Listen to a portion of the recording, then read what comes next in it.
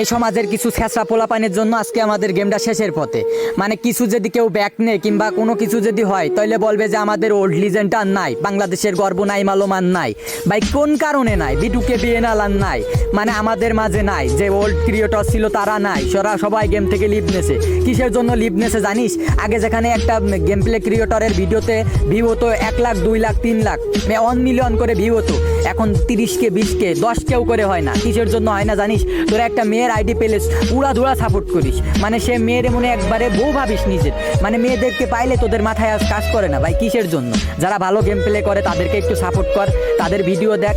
তোরা তোরা একটা মেয়ের আইডি পাইলে তোদের মাথায় আর কাজ করে না। আর অবশেষে একটা স্ট্যাটাস দিবি যে আমাদের বিটুকে নাই গেমে, আমরা আর গেম খেলবো না, আমাদের গেমিং কমিউনিটিটা শেষ হয়ে যাচ্ছে। ভাই তোদের এই কারণেই তো গেমিং কমিউনিটি শেষ হয়ে যাচ্ছে। যার গেম প্লে নাই, টিকটকে 2 দিন হলো না একটা মেয়ে আইছে, তার গেম প্লে বলতে কিছু নাই, ইউএমপিতে যাতা মারে 6 দিনে 6000 ফলোয়ার্স বানাইছে। কেমনে কি একটা মেয়ের কেন তোরা এমন সাপোর্ট করতেছিস? আবার যদি কেউ গেমিং কমিউনিটি থেকে লিভ নেই তখন বলবি আমাদের ওল্ড লিজেন্ড ব্যাক নিছে, আমরা আর গেম